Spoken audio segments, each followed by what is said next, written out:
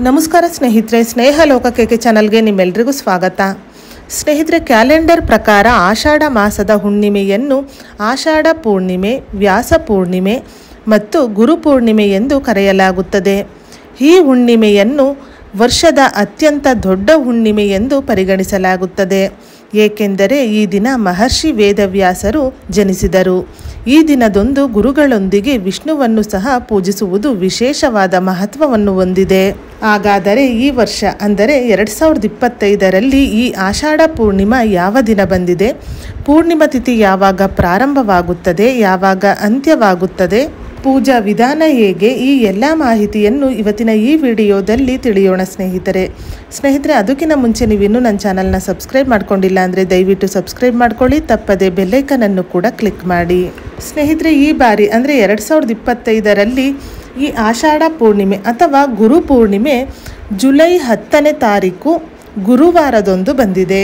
ಹಾಗೆ ಪೂರ್ಣಿಮಾ ತಿಥಿ ಪ್ರಾರಂಭ ಮತ್ತು ಅಂತ್ಯವನ್ನು ನೋಡುವುದಾದರೆ ಪೂರ್ಣಿಮಾ ತಿಥಿ ಪ್ರಾರಂಭವಾಗುವುದು ಜುಲೈ 10ನೇ ತಾರೀಕು ಗುರುವಾರ ಬೆಳಗಿನ ಜಾವ 1:36 ಪ್ರಾರಂಭವಾಗಿ ಜುಲೈ 11ನೇ ತಾರೀಕು ಶುಕ್ರವಾರ ಬೆಳಗಿನ ಜಾವ 2:06 ಕೊನೆಗೊಳ್ಳುತ್ತದೆ. ಸ್ನೇಹಿತರೆ, ನಾವು ಈ ಆಷಾಢ ಪೂರ್ಣಿಮೆ ಅಥವಾ ಗುರು ಪೂರ್ಣಿಮೆಯನ್ನು ಜುಲೈ 10ನೇ ತಾರೀಕು ಗುರುವಾರದಂದು ಆಚರಿಸಲಾಗುತ್ತದೆ. ಪೂರ್ಣಿಮೆಯ ದಿನವನ್ನು ಅಮೃತ ಕಾಲವೆಂದು ಪರಿಗಣಿಸಲಾಗುತ್ತದೆ. ಆಷಾಢ ಪೂರ್ಣಿಮೆಯ ದಿನದಂದು ಅಮೃತ ಕಾಲದ ಲಾಭ ಪಡೆಯಲು ಸೂರ್ಯೋದಯಕ್ಕೆ ಮೊದಲು ಎಚ್ಚರಗೊಂಡು ಸಾಧ್ಯವಾದರೆ ಗಂಗಾ ಸ್ನಾನ ಮಾಡಿ ಅಥವಾ ನೀವು ಸ್ನಾನ ಮಾಡುವ ನೀರಿಗೆ ಸ್ವಲ್ಪ ಗಂಗಾಜಲವನ್ನು ಬೆರೆಸಿ ಸ್ನಾನ ಮಾಡಿ ನಂತರ ಶುಭ್ರವಾದ ಬಟ್ಟೆಯನ್ನು ಧರಿಸಿ ಸೂರ್ಯ ಉದಯಿಸುತ್ತಿರುವಾಗ ಕೆಂಪು ಹೂವನ್ನು ಇಟ್ಟು ನೀರನ್ನು ಅರ್ಪಿಸಿ, ಸೂರ್ಯನಿಗೆ ನೀರನ್ನು ಅರ್ಪಿಸಿ ನಂತರ ಷೋಡಶೋಪಚಾರವಾಗಿ ಲಕ್ಷ್ಮೀನಾರಾಯಣ ಸ್ವಾಮಿಯನ್ನು ಈ ದಿನ ಪೂಜಿಸಿ. ಆಷಾಢ ಪೂರ್ಣಿಮೆಯ ಪೂಜೆಯ ಶುಭ ಫಲಿತಾಂಶವನ್ನು ಪಡೆಯಲು ಈ ದಿನದಂದು ವಿಷ್ಣುವಿನ ಜೊತೆಗೆ ಲಕ್ಷ್ಮೀ ದೇವಿಯನ್ನು ಸಹ ಪೂಜಿಸಬೇಕು.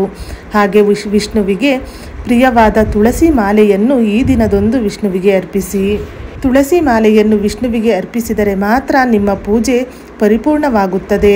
ಪೂರ್ಣಿಮೆಯ ರಾತ್ರಿ ಚಂದ್ರನು ಅಮೃತ ಮಳೆಯನ್ನು ಸುರಿಸುತ್ತಾನೆ ಎಂಬ ನಂಬಿಕೆ ಇದೆ. ಅದಕ್ಕಾಗಿಯೇ ಸಂಜೆ ಸೂರ್ಯ ಉದಯಿಸಿದ ನಂತರ ವಿಧಿವಿಧಾನಗಳ ಪ್ರಕಾರ ಚಂದ್ರದೇವರನ್ನು ಪೂಜಿಸಿ ಮತ್ತು ಚಂದ್ರನಿಗೆ ಹಾಲು ಬೆರೆಸಿದ ನೀರನ್ನು ಅರ್ಪಿಸಿ. ಆಷಾಢ ಮಾಸದ ಹುಣ್ಣಿಮೆಯೊಂದು ಅರಳಿ ಮರವನ್ನು ಪೂಜಿಸುವುದು ಶುಭ.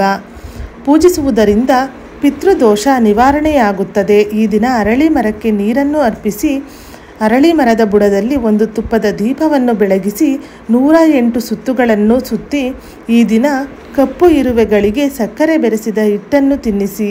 ಹೀಗೆ ಮಾಡುವುದರಿಂದ ತಿಳಿದೋ ತಿಳಿಯದೆಯೋ ಮಾಡಿದ ಪಾಪಗಳಿಂದ ಮುಕ್ತಿ ಸಿಗುತ್ತದೆ.